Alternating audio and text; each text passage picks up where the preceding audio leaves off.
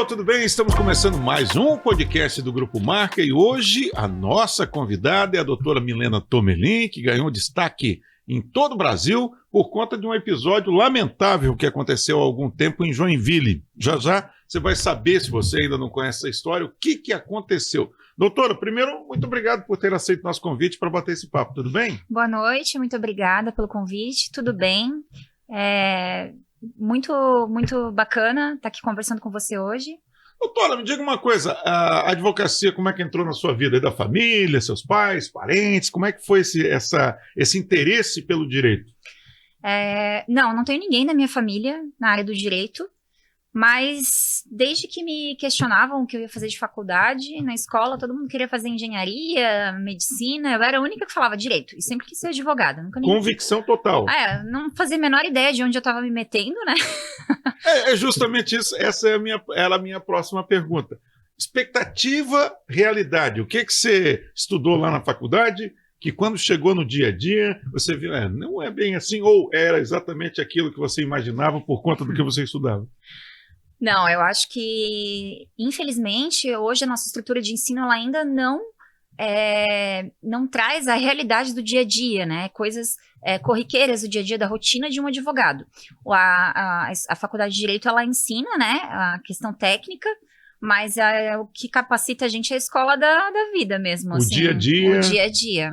Inclusive, daqui a pouco a gente vai abordar um tema que é relacionado ao podcast que você tem, que você fez, inclusive, muito recentemente, que é muito legal. Daqui a pouco a gente vai, inclusive, sugerir que você conheça em detalhes, dar uma maratonada lá no podcast da doutora Milena Tomelin. Mas não é isso, mas considerando essa sua experiência no meio, e você como advogada, o que a gente tem visto é muita gente utilizando as redes sociais de uma maneira bastante perigosa, seja por conta de publicações sem o devido cuidado, até por falta de experiência em entender que aquele smartphone ele é praticamente uma pequena emissora de televisão, tem todos os recursos, áudio, vídeo, você pode fazer edição. As pessoas estão preparadas na sua avaliação para utilizar a mídia social tranquilamente, porque a gente vê cada comentário maldoso na internet que chega a ser cruel, né?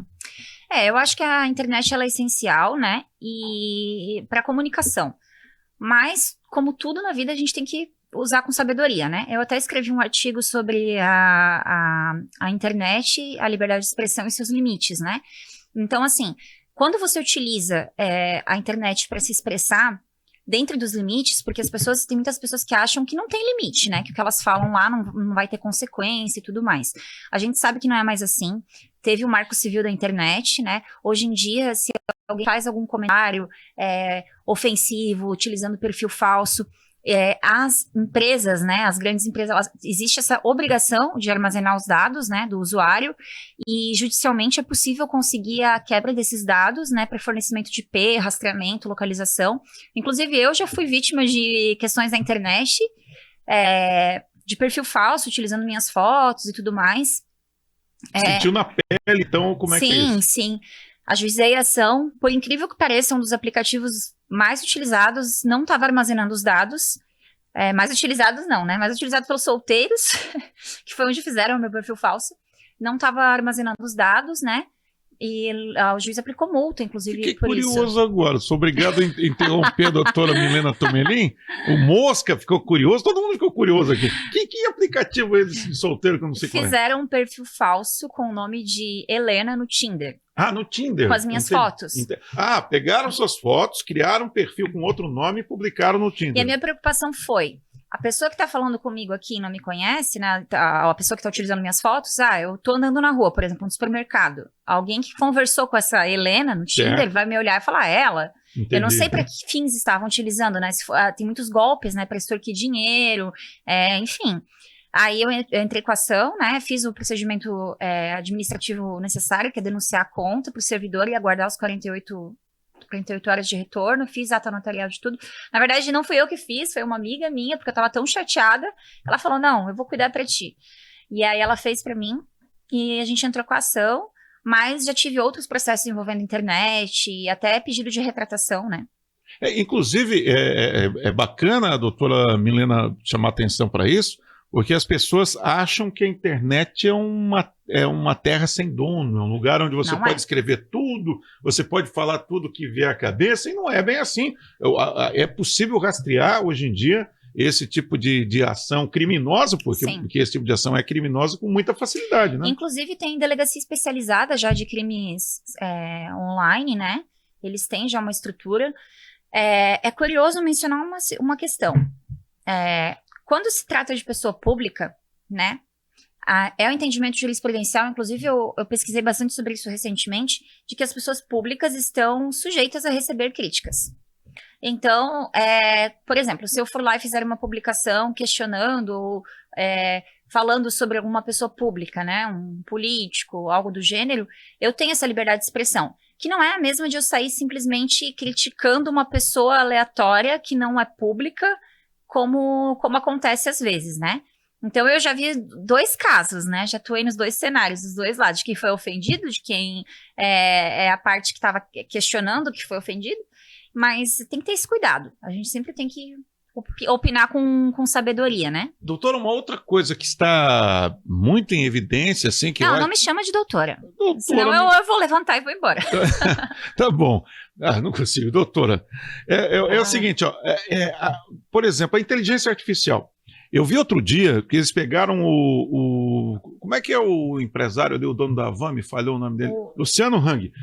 Fizeram uma propaganda do Luciano Hang, que quando eu vi, eu me entusiasmei com a propaganda. Era uma promoção de um ar-condicionado em condições super acessíveis, ele falando, o próprio Luciano Hang, dizendo que aquela promoção estava acontecendo por conta das vítimas das cheias do Rio Grande do Sul, e o valor era muito reduzido, não me lembro, mas era até para desconfiar o valor. Eu até pensei, poxa, se eu precisasse de um ar-condicionado, eu ia aproveitar essa promoção aí, porque estava muito realista. Aquelas vinhetas da Van, aquelas trilhas que são utilizadas para fazer a campanha, ele falando, e eu em momento nenhum, eu tenho uma certa experiência com televisão e com internet, que a gente trabalha no meio, e eu tive dificuldade para identificar. Eu desconfiei do preço.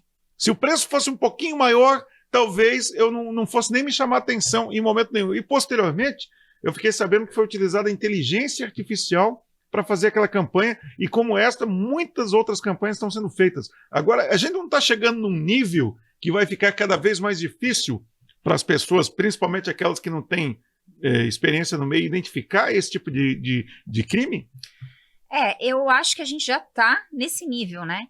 Eu vejo não só esse tipo de golpe envolvendo inteligência artificial, mas eu atendo muitos clientes que são vítimas de golpes, né?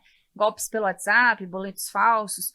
Então, eu sempre falo assim, a gente tem que verificar até onde a vítima também corroborou, concorreu para que a situação acontecesse. Muitas pessoas acabam fazendo Pix para contas que não conhecem, né? Ou esquema de pirâmide no Instagram. Eu já vi casos de clonagem de aplicativo de banco, que a pessoa clicou no link, baixou um negócio, foram no celular dela, clonaram o celular. Então, assim, tá muito complicado. Até essa semana eu fui alvo de na verdade, em março, começaram a acionar os meus clientes por um número de telefone que não era meu, falando que tinha valores a receber com os dados do processo, e muitos me procuraram. Eu falei, olha, não sou eu, né? Não é meu, eu não costumo pedir dinheiro, essas coisas assim para cliente. Fiz um boletim de ocorrência e essa semana fiquei sabendo que uma cliente fez 2 depósitos para esse número. E aí o que a gente fez? Pegou todas as informações, né, da conta bancária e tal, instruí ela a fazer um boletim de ocorrência, mas ela também não teve a cautela de cuidar, né, e ver que, poxa, eu tô depositando uma conta que não é da pessoa que disse que tá me cobrando, o número não é. Até o gerente do banco avisou ela, olha, será que não é golpe? Ela achou, não, ela me pediu.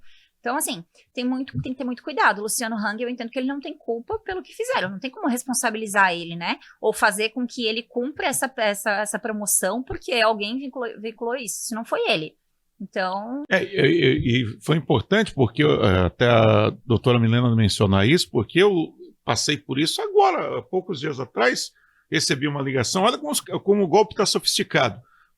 Veio uma gravação do banco, que eu tenho conta, e uma voz dizendo, olha, essa ligação para confirmar o uso um valor qualquer de um cartão de crédito, digite 1, para confirmar e 2, para negar que aquela compra tenha sido feita por você. E daí eu rapidamente dei um Google, né? E vi golpe do cartão de crédito. Eu já vi na hora que tinha esse golpe aí na Nossa, tem praça. tantos tipos de golpe, assim, ó, que cada vez que eu escuto uma história, eu falo assim, nossa, eles estão melhorando. Eles usam muito engenharia social.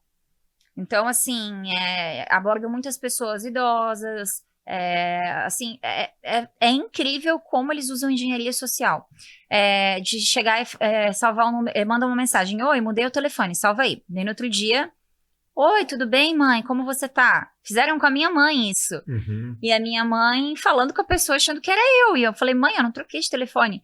Mas eles estão cada vez mais sofisticados no crime, assim. E agora o pessoal pegando um trechinho da voz da pessoa, ele consegue reproduzir qualquer coisa. Ele faz lê uma Bíblia inteira com aquele timbre de voz, né? Então fica ainda mais fácil para enganar as pessoas. Imagina uma pessoa idosa que tem um pouquinho mais de dificuldade para entender essas coisas. É absolutamente assustador. Por isso que eu sempre falo, quando acontece qualquer coisa na internet, né, ou mensagem de celular que a pessoa recebeu, a recomendação é que ela leve esse celular até um cartório e peça para o tabelião lavrar uma ata notarial. O que é isso? O tabelião vai pegar o aparelho, né, de celular, vai verificar que isso realmente está ali, vai transcrever isso da fé pública, que é verdadeiro, né, a postagem e tudo mais, porque assim, hoje em dia tudo se apaga, né? Tudo se perde. Então, até para fins de processo, o procedimento da ata notarial é muito importante. Agora eu quero entrar num assunto bastante polêmico que aconteceu envolvendo você. Só para explicar primeiro, a sua área de atuação no direito, ela é exatamente o quê? Só para as pessoas que querem conhecer a doutora Milena melhor. Então, eu advogo há 10 anos. Já perdi a conta, já a gente chega uma hora que a gente não vai mais contando. Mas na área civil empresarial bancária, né? O escritório que eu tenho, a gente atua nessa área mais voltada para a área empresarial mesmo. Certo. E também para a área bancária, né? Que é a minha área de especialização. Pois bem, mas você foi acionada para defender um político, o Mauricinho Soares. E antes que a gente entre nessa história do julgamento político e tal, mas o que pegou foi uma situação absolutamente constrangedora, lamentável, e que eu vi que houve uma grande comoção até nacional, que foi quando você chegou para visitar o cliente que estava preso. O advogado defende quem lhe contrata, né, doutora? Então, e esse cliente estava preso, que era o Mauricinho Soares, um vereador de Joinville, e chegando lá, o que aconteceu exatamente? Assim, ó, eu acho que, primeiramente, é importante esclarecer que eu estava atuando na defesa administrativa do processo de cassação. Eu não era um criminal. Eu não sou advogada criminal. Ele estava preso preventivamente, ou seja, ele estava preso enquanto a polícia fazia as investigações, né? Certo. Naquele momento ali não havia denúncia, até agora ele não houve nenhuma sentença que o condenou de nada. Mas como ele estava preso, tinha que visitar ele lá. Ele foi alocado no presídio regional de Joinville, porque tem o presídio e a penitenciária. Ele foi alocado no presídio. Eu nunca tinha ido no presídio, para falar bem a verdade. Os trabalhos começaram no final de dezembro, ali próximo ao Natal. E como nós tínhamos a comissão processante, ela não parou no recesso. Da Câmara de Vereadores, fizeram uma resolução, né, para que funcionasse a comissão processante no recesso. Bem curioso isso, inclusive, já questionei algumas vezes isso, né? Toda a Câmara de férias e a comissão processante funcionando. E eu tinha um prazo muito curto para a defesa dele. Eu ia visitá-lo. Ele ficou mais de 40 dias sem contato, sem ver a família. Porque como estava todo mundo em recesso, até o procedimento de fazer as carteirinhas para visita da família demorou.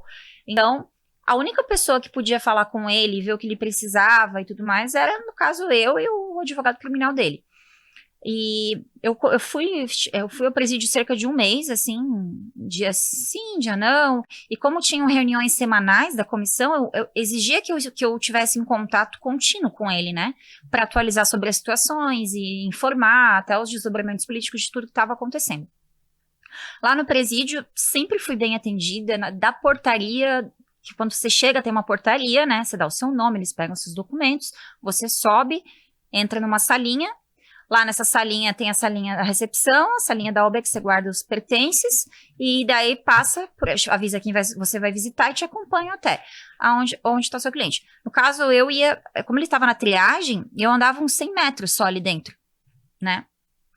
E era verão, era calor, passei um mês indo lá sem nenhum problema, até porque eu sempre, nunca fui de usar roupas curtas no meu dia a dia de trabalho, assim, né? Como eu falei, eu tenho uma carreira já de um longo tempo, apesar de eu ser jovem, tenho o meu próprio escritório, tenho os meus clientes, né? Nunca me envolvi em escândalo, até então as minhas redes sociais eram fechadas, eu tinha, sei lá, uns 500 amigos no Instagram, nunca fui uma pessoa pública, assim.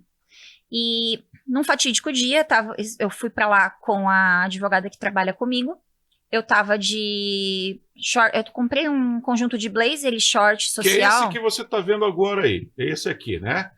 Que a gente vai mostrar aqui. Tá. Descreve pra gente, então. É um blazer azul, assim, que cobriu o quadril e um short largo, assim. Absolutamente eu normal. comprei, inclusive, de uma grife aqui de Joinville que vende roupas corporativas. E eu fui até lá, entrei na guarita, conversei normal, subi, fui falar com o cliente na saída, quando eu estava saindo, e a advogada que estava comigo estava também com um short social. E veio uma policial penal, que eu não sei de onde, eu nunca tinha visto ela na minha vida. Me abordou de uma forma bastante indelicada, fazendo comentários a respeito da minha roupa, e enfim. Tudo bem, eu não dei bola e fui embora. Só que quando eu comecei a descer a rampa, eu cheguei no carro, eu comecei a chorar e falei pra minha colega, que situação constrangedora, assim, me senti como se eu estivesse vestida assim, meu Deus, né? De maneira vulgar, que e não é o tava caso, uma sensação térmica de 40 graus, é muito quente lá, ainda mais no parlatório. A gente sai pingando de lá. Mas assim, a gente viu ali, não tem nada demais. Então, daí o que eu fiz? Eu pensei, eu não vou tomar providência, vou só comunicar o chefe de segurança para que ele tenha ciência e converse com ela, né? Para que ela não faça isso com outras advogadas. Foi bastante constrangedor. E daí foi no dia seguinte, isso foi no dia 11, daí no dia 12 de janeiro, quando eu cheguei lá, eu fui entregar o ofício, eu tava explicando pro terceirizado da recepção, e eu tava com uma saia lápis nesse dia, que foi a segunda roupa. Que já era um outro momento dele. Foi no dia seguinte. Nisso, essa policial veio me abordar de novo. E ela sempre falando muito alto, de forma muito hostil. Eu pedia pra tirar ela dali, pedi pra chamar o chefe de segurança. Aí eu falei pro terceirizado, me passa na revista que eu quero entrar logo e tal. Enfim, a gente teve ali uma conversa um pouco acalorada. Ela falou várias coisas, assim, que eu não vou entrar no teor, assim, dos detalhes, né? Isso tudo está sendo apurado pela sindicância, mas nós temos testemunhas, temos as câmeras de gravação. Logo que aí até nesse momento, depois que eu entrei no pátio, eu comecei a chorar de novo já, assim. E aí, quando eu saí, foi muito engraçado, porque eu entrei na sala da OAB, para pegar os meus pertences, e tinha uma advogada mulher lá que estava de vestido. E eu comentei com ela sobre a situação. Mas deu um segundo, essa policial entrou na sala, acompanhada de mais uma policial, e depois chegou mais um policial penal. Os três adentraram dentro da sala da OAB, porque ela simplesmente queria ver os documentos e ia registrar um desacato e queria me prender ali. E foi muito assim... que quem não tá lá e não viu as câmeras, não tem noção da dimensão que foi. Até a situação foi acontecendo, dela mediu a saia da advogada com a mão, encostou inclusive o vestido da advogada, que era do mesmo comprimento basicamente que a minha saia, não tinha nada demais. A advogada até ficou assim, meu Deus, o que tá acontecendo? Eu já comecei a ficar nervosa, já comecei a chorar. Foi quando eu acionei a OAB. Nesse momento, o advogado que estava sentado lá desde de manhã, ele viu a primeira conversa, ele interviu. E ele estava ouvindo tudo, assim, e aí ele falou, olha, se ela quer fazer qualquer registro, manda ela sair, vocês não podem entrar na sala da OAB, tem prerrogativas e tal. E foi o que me salvou ali na hora, porque eu pedia, quando veio o policial homem, eu pedi para ele tirar ela, ele me mandou ficar quieta e falou que eu tinha que escutar ela, e ela, que nem uma louca, assim, em momento algum eu desacatei ela. Para ter noção do que aconteceu, assim, nos depoimentos, as testemunhas narram, assim, que acharam que eu ia apanhar dela. E depois daí, todo mundo acreditava que não tinha câmera de segurança ali, porque as câmeras da OAB estavam estragadas. Acho que teve um raio, uma chuva, alguma coisa assim que... Então, não tinha câmera até então. Eu tinha minha palavra e as 2 testemunhas que estavam lá, que eu não conhecia elas, para corroborar com isso. E uma terceirizada da recepção do primeiro dia, que viu a situação. As outras, do segundo dia, ninguém... a gente não vai falar nada, não vai falar nada, não vai falar nada. Aí, depois de uns dias, depois que a sindicância já... Daí eu chamei a OAB foi lá e tal. Eu, assim, quando chegou a OAB, eu só me lembro de pedir desculpa, me senti culpada, assim, de... Nossa, olha tudo que tá acontecendo por conta da minha roupa. A OAB, para quem não está familiarizado, é a Ordem dos Advogados do Brasil, né? Que é quem o advogado aciona numa circunstância, por exemplo, como essa, né? Não, eles foram lá, me socorreram na hora, assim, até o pessoal do presídio, né, me recebeu bem, me tratou bem ali depois do ocorrido, e me perguntaram se eu queria uma retratação dela, eu falei que não, e tal, e tava tudo bem. Só que quando eu fiz o registro na OAB, eles já levaram isso para a seccional e virou uma sindicância, para apurar o ocorrido. Depois disso, eu compartilhei na minha rede social a situação, com uma foto, e um grupo de advogadas criminalistas e outras advogadas ficaram muito indignadas, fizeram um grupo para me apoiar. Então a história tomou proporção. Só para ter noção, isso aconteceu no dia 11 e 12. No dia 13 eu fiquei dopada dormindo.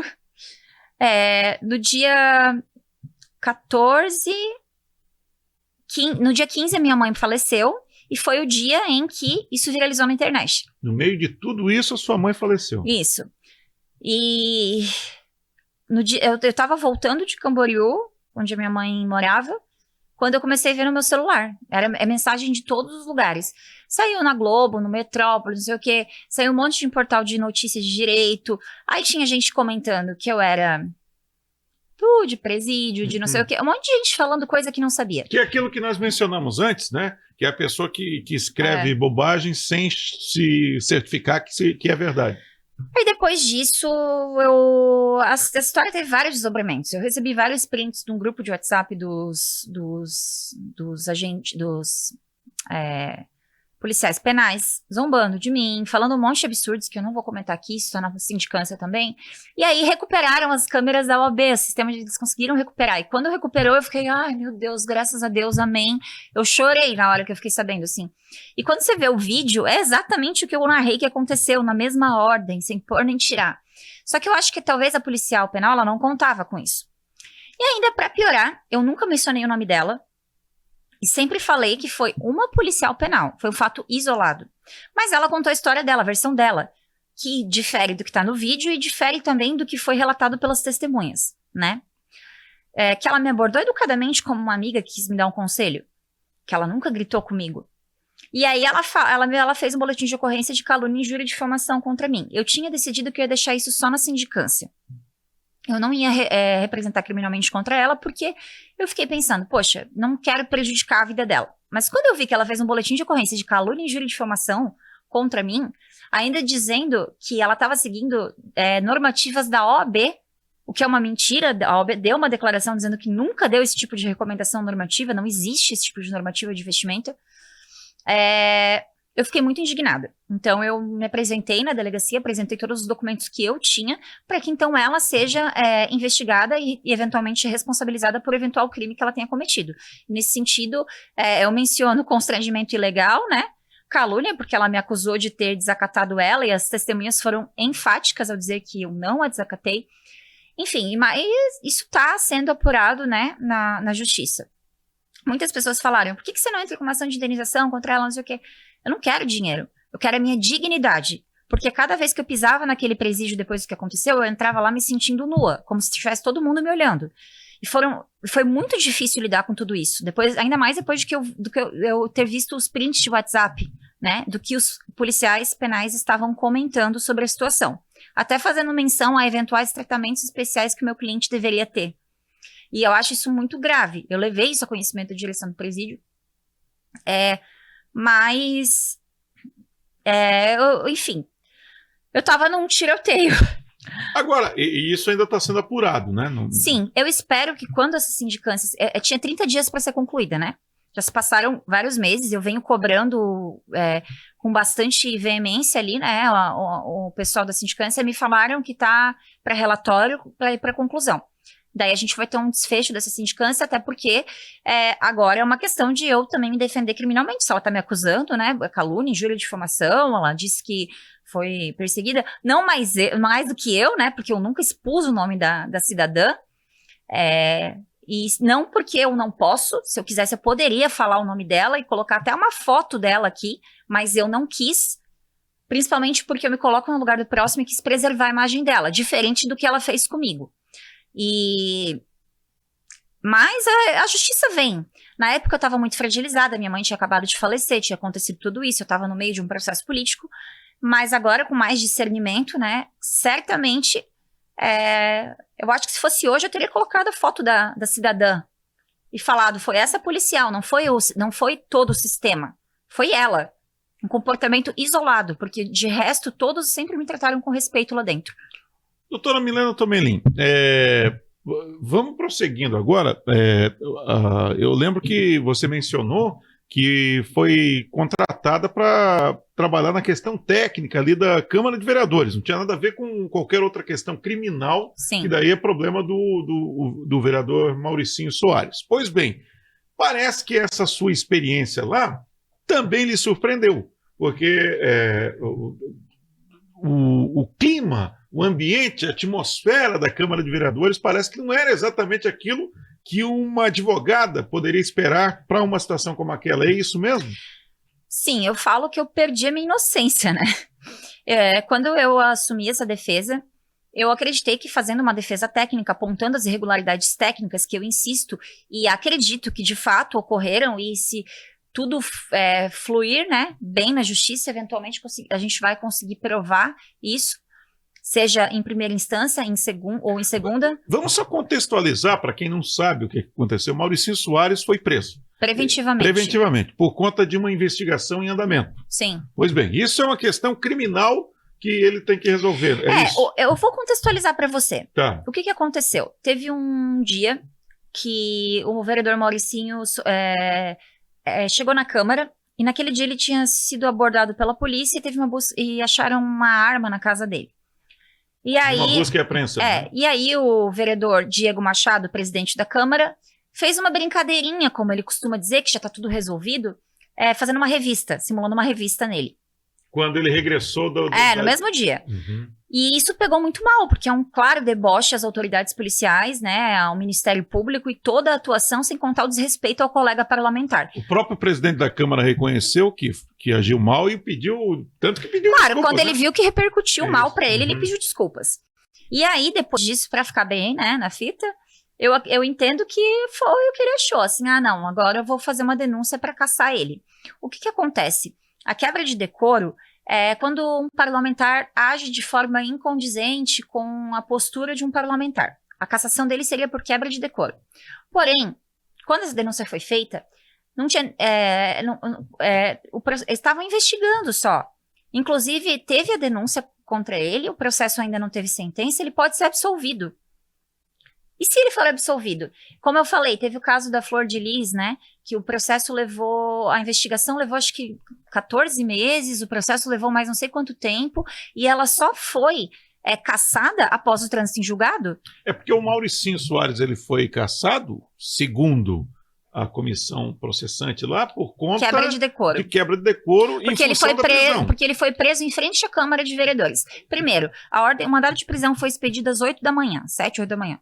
Ele foi preso às 8 da noite na frente da Câmara. Ele não tinha como escolher onde ele seria preso. O que ele ia fazer? A polícia chegou lá e ia falar, não vou. Não tem como. Então é muita hipocrisia. É hipocrisia. A gente tem vereadores envolvidos em graves escândalos. Recentemente tivemos um caso de busca e apreensão na Câmara, né? A Câmara, a sede do Poder Legislativo... Tivemos dois casos, né? Um caso de busca e apreensão. Foi tomada por agentes da polícia fazendo busca e apreensão, investigando também um processo criminoso. Mas, curiosamente, esse vereador que foi vítima, objeto da busca e apreensão, é do mesmo partido do presidente da Câmara, o Diego Machado. Então, ele não acha que isso não envergonhou ele, né? Tá. Depois do episódio do Mauricinho, teve Sim. um caso. Mas antes havia tido uma busca e apreensão também, né? No caso das lajotas, lá atrás, né? Esse eu não acompanhei, Sim. eu não tenho propriedade para Mas falar. foram 2 casos semelhantes. Mas o que eu acho, pau que bate em Chico, bate em Francisco. Isso é uma frase que eu repeti várias vezes. Uhum. Se eles interpretaram como quebra de decoro passível de cassação, que é a penalidade mais severa que se aplica a um parlamentar, essa situação, eles teriam que interpretar isso para todas as situações, né? Nós temos outros casos envolvendo outros vereadores que eu não quero mencionar aqui, mas que a gente sabe que são graves, e as pessoas fecham os olhos. Quer dizer, aquela questão da presunção da inocência não foi levada em consideração? Não, inclusive... Porque se o Mauricinho for absolvido eventualmente, vai ficar uma situação a terrível. maracutaia para fazer a aprovação dessa denúncia lá na Câmara foi tão grande que no dia que foi feito, eles não sabiam se eles podiam, eles fizeram um projeto de resolução para suspensão da remuneração dele, e foi mais ou menos assim, estavam lá para votar no dia, era a última sessão do ano, daí eles não sabiam se podia aplicar o regimento interno ou não podiam. Isso tudo que eu tô falando, eu não tô inventando, isso tá no vídeo, é só olhar. E aí o que aconteceu? Eles fizeram, protocolaram lá, a Procuradoria da Câmara falou, acho que não pode aplicar e tal. Eles protocolaram acho que foi uma resolução lá para eles votarem, decidirem se eles podiam fazer aquilo, atuando como STF. Aí eles falaram, não, estamos investidos de poder. Então agora a gente aprova. Daí aprovaram, né? Suspenderam a remuneração dele. E era o último dia, era a última sessão do ano.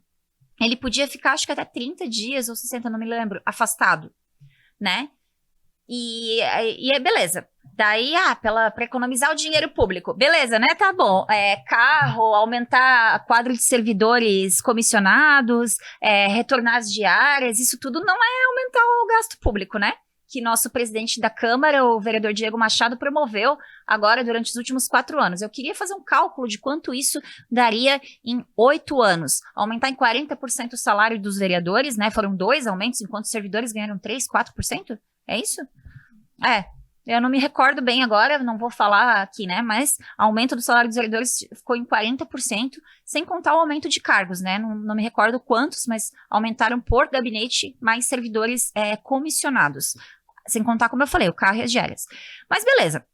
Aí o que eles fizeram? Chegou naquele dia, eles não tinham quórum suficiente para aprovar o recebimento do processo de cassação. 8 horas da noite, o gabinete do vereador... Foi o Diego ou o Tonesi, não me lembro. Protocola lá para ler a sessão, para aprovar, para jogar, para votar num outro dia numa sessão extraordinária. Ou seja, já tinha acabado as sessões do ano, mas a pressa, a ganância de querer caçar o coleguinha era tão grande que eles fizeram uma extraordinária no dia seguinte, garantindo o quórum necessário, né? Porque nem todos os colegas estavam ali. E curioso o que aconteceu nesse dia, que foram votar, primeiro tinha dado rejeitado. Daí o vereador Diego Machado falou, pera, fulano e ciclano não estavam ali, eles estavam lá fora, cancela, tudo que tá ali é votação, faz de novo. Gente, assistindo, parece uma palhaçada. Isso tudo que eu tô falando tá no vídeo. Tá na sessão, assistindo, é uma bagunça. Então, mas só para o internauta que está acompanhando, então, o que a doutora Milena Tomelini está dizendo é o seguinte... Que foi uma perseguição política. Pode ser até que o Mauricinho venha a ser condenado e esteja tudo certo, mas cada coisa a seu tempo. Sim, é isso, né? Sim. Então, quer dizer que até agora ele não foi condenado. Não, e assim, tem questões técnicas, né, que eu entendo claramente... E encontrei julgados, né, vários julgados também ali que corroboram com... Porque o decreto-lei de um processo de cassação é como se fosse um processo de impeachment. Ele não é um processo administrativo. Ele não pode seguir regimento interno, nada. Ele segue só o decreto-lei e a Constituição. Então, por exemplo, a primeira nulidade que eu verifiquei ali foi que todos deveriam votar, exceto o denunciante. Naquele dia, o vereador Érico Vinícius não votou. E a justificativa dele é que, como ele estava presidindo a sessão de julgamento ali, para aprovar a denúncia, ele não tinha que votar porque ele era o presidente. Mas a lei, o decreto fala todos, exceto o denunciante. Todos. Então a gente já teve uma nulidade. A segunda nulidade. Quando foram sortear os membros para compor a comissão foi composta pelo vereador Cassiano Ucker, Cleiton Profeta e Kiko do Restaurante. E os 2 maiores partidos não foram representados. Tem uma questão que é constitucional que fala da representatividade, tem que ter proporcionalidade. Então, eles deveriam ter feito sorteios em potes diferentes para garantir a proporcionalidade nesse sorteio. Os 2 maiores partidos não estavam sendo representados nessa comissão processante. Isso é outra nulidade, que eu bati muito na tecla. A imparcialidade. O vereador Cleiton Profeta, instantes antes de ser sorteado, foi a público se manifestar dizendo que para ele aquilo era claramente uma quebra de decoro. Posteriormente, ele foi sorteado como relator. Indagados os sorteados se havia alguém que se sentia impedido, ele não se manifestou. Foi para a comissão processante, durante a comissão ele se manifestou algumas vezes, inclusive isso eu levei a conhecimento da justiça, sobre ele já ter uma opinião formada. Então, eu entendo que a relatoria desse processo de cassação, ela já estava com a sua opinião formada, e isso prejudica, né? A gente não tem um andamento imparcial.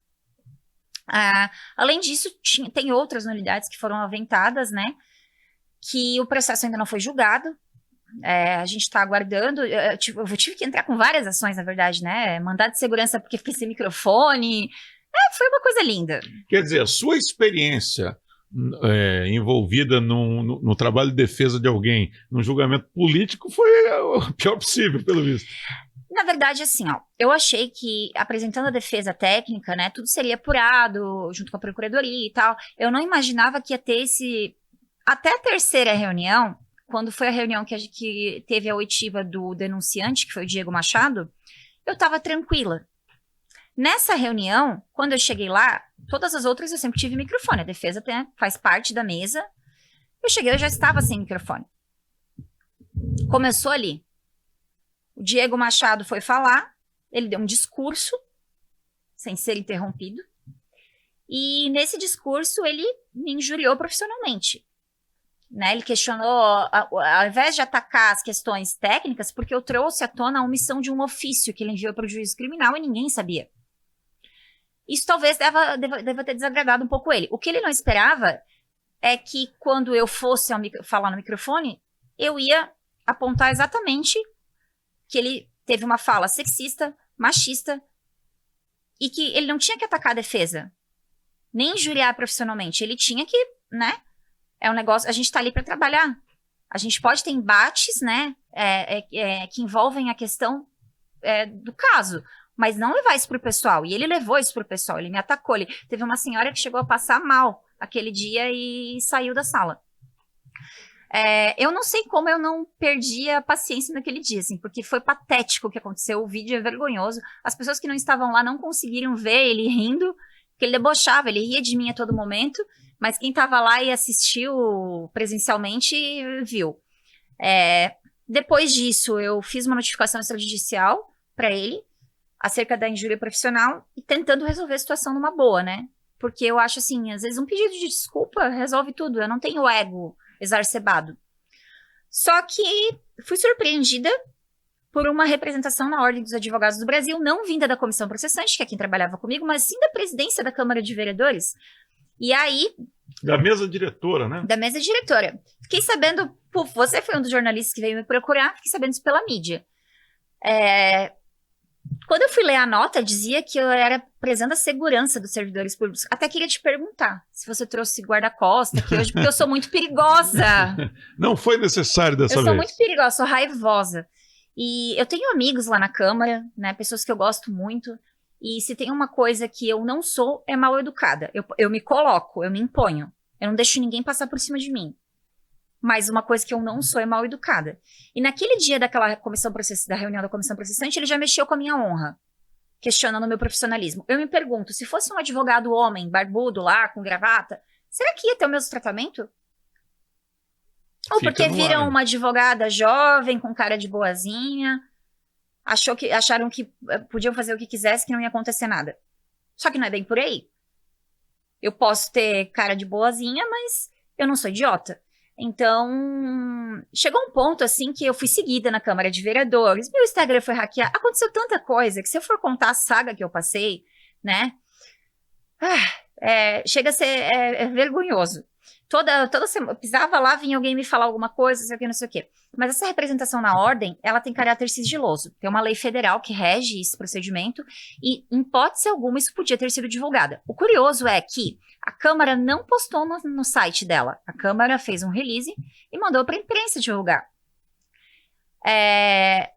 claramente isso foi uma tentativa de tirar o meu foco, né? Desestabilizar. E de me sujar a minha imagem, né? Tanto é que eu entrei com uma ação judicial com relação a isso, né? Ganhei uma liminar para publicar na página inicial da Câmara por alguns dias a minha resposta. A Câmara agravou, tá um efeito suspensivo, mas eu não vou desistir. Porque ninguém pode fazer isso, muito menos legisladores, que deveriam estar preocupados com a situação da cidade, trabalhando em projetos de lei que melhorem a vida do cidadão. Isso eu posso falar posso falar com propriedade, porque eu tenho lido os projetos de lei de cada vereador. E... enfim, não se impressionou muito com o conteúdo. Não, alguns eu fiquei impressionada. Uhum. Não vou mencionar nomes, mas teve uns que eu fiquei impressionada. Tem bons projetos. Para positivo. E alguns que eu fiquei chocada. Eu cheguei a ver projeto de lei transfóbico. Como assim? Ninguém se você for ver, eu não vou falar qual é o projeto, né? Mas se você for ler o projeto, a justificativa do projeto é exatamente a descrição de transfobia. Eu achei um absurdo. Então, assim, eu não sou militante de esquerda nem de direita, eu não sou do mimimi, mas eu não gosto de ver as pessoas sendo maltratadas. E eu fiquei bastante coagida, bastante assustada, porque eu não tinha amigos na mídia, a mídia pouco deu espaço para as questões da defesa, então eu fui para a internet. E vem cá, agora, já que você tocou nesse assunto, e foi assim que surgiu o teu podcast, ou por conta de uma necessidade de colocar o seu ponto de vista? Como é que foi que a ideia... Porque o teu podcast não é um podcast sério, até um podcast bem bacana, que você mostra um lado sério divertido. mas é engraçado. Sério, mas eu me refiro a... ele é divertido, é isso que eu quis dizer, né? Eu tenho um lado engraçadinho, Sim. As pessoas não conhecem isso, mas eu tenho. Como é que foi? Me conta essa história. Tem a ver com isso tudo? Dessa Tem. coisa de você não ganhar o devido espaço para poder se manifestar? Na verdade, o podcast, nesse meio período, eu acabei fazendo amizade com o Osman Lincoln, que foi uma pessoa que me deu espaço para falar, juntamente com alguns outros meios de comunicação que não recebem verba do município, né? Porque a gente sabe que a maioria desses Instagrams de notícia que as pessoas veem recebem verba do município, da Câmara, então eles não podem postar. Eu só via notas assim: denúncia do vereador Mauricinho Soares foi feita, defesa apresentou a defesa, os requisitos da defesa rejeitados. Mas o que teve na defesa? Por que ninguém falou que cortaram meu microfone? Por que não saiu que eu fui injuriada, Por que ninguém noticiou isso? Isso é uma questão que eu pergunto. Qual é o medo que tem de falar? Eu não tô falando mentira. Tudo que eu tô falando aqui tem vídeo. A transmissão foi ao vivo. Eu fui massacrada, foi passada com um caminhão por cima de mim. Então, assim, qualquer pessoa que queira assistir tá lá. E eu comecei a publicar na minha rede social. E aí o Osman começou a falar: poxa, tu se comunica muito bem, tu devia fazer um podcast, não sei o quê. Daí eu falei: não vou.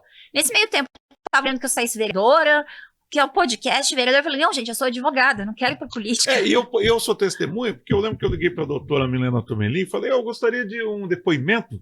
E eu lembro que você foi bem... Não, só se eu puder falar ao vivo. Eu senti em você uma certa desconfiança lógico, as com a mídia, pessoas né? manipulavam as informações, né? Uhum.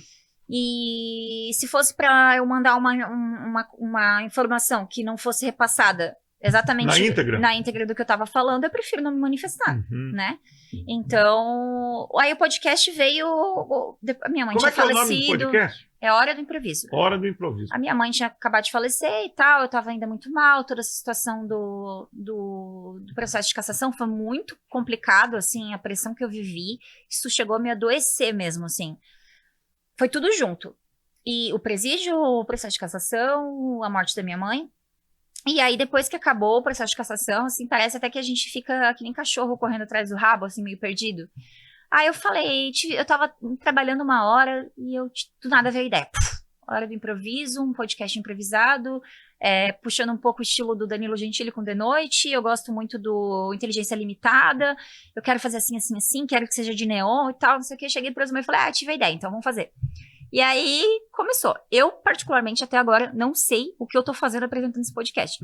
Porque é uma bagunça. O Fernando, que faz o podcast, tá aqui. Não, eu vi, é muito legal. A gente jogando bola um no outro, derrubando cenário, é uma bagunça. Mas, assim, o objetivo é levar informação de qualidade de forma descontraída. Uhum. Então, a gente sempre chama alguém que tenha um assunto relevante pra falar. A gente teve a Emily Pereira, que é policial militar, falando do Projeto Catarina, que é muito importante para as mulheres, né? Do botão do pânico, dos aplicativos e tal. Depois a gente teve um episódio com a Priscila Vélez falando de capelania. Tivemos um episódio com o André Schneider, economista, que foi muito legal, incrível, assim, a gente falando várias questões. Ele deu basicamente uma aula de economia desde o plano real e tudo de forma muito descontraída. Em meio a isso, ele contando que comeu sopa de tartaruga na China. Então, na verdade, você fez uma série de entrevistas e que você vai dar sequência em breve. É mais ou menos assim. A gente fechou agora 11 episódios ontem. Com o episódio com o Osman, especial Dia dos Namorados, que daí não teve nenhum assunto sério, porque eu pensei, se for pra chamar alguém pra falar besteira, tem que ser alguém que me conhece, claro, né? Mas todo o episódio a gente pensa num quadro especial pro convidado, né? Então a gente teve professor de história, teve um garoto que treina karatê ele tem 13 anos e é bicampeão sul-americano. A gente tem um monte de coisa. E é sério, mas é palhaçada. Então, aí tem o cachorro que participa. É uma maneira extrovertida de trocar uma ideia e também serviu para você como uma espécie de proteção? Você curtiu? Foi uma ocupação mesmo. Curtiu assim. E passou a fazer. Até porque no podcast eu não abordo assuntos políticos, né? Eu fiz alguns vídeos falando de política à parte, mas não tem ligação. Usando as suas redes sociais. Eu coloquei no canal, mas fiz em outra pasta, assim, não tem nada a ver, né? O podcast, eu não tenho intuito de nunca deixar nenhum convidado desconfortável, com pergunta desagradável. É pra quem vai participar, sair de lá dando risada, falando que legal, eu quero voltar. Bacana. Milena Tomelin, então, quem quiser conhecer o trabalho da Milena Tomelin e do podcast, passa os endereços aí para o pessoal. Eu vou passar o do podcast, Beleza. Hora do Improviso Podcast. Hora do Improviso Podcast, não tem como errar, muito fácil. Olha, doutora Milena, eu quero agradecer muito a sua presença aqui, volte outras vezes, é muito bacana conversar sobre esses assuntos todos. É claro que a repercussão que houve no Brasil foi ruim para você, mas por outro lado... Não, quando eu vi, eu tava no site da Globo. Exato, mas por outro lado revelou, né, uma advogada talentosa, firme, que está cada vez mais consolidando o seu espaço. Eu volto quando sair o resultado da sindicância do presídio. Pô, falou... Baixar o sigilo, eu venho mostrar o vídeo para provar que eu não sou mentirosa. Vou cobrar, hein? Viu que ela prometeu que vai voltar aqui. Doutora, obrigado, até uma próxima. Tchau. É isso aí, gente. Esse foi mais um podcast do Grupo Marca, desta vez com a doutora Milena Tomelin. Tchau, pessoal.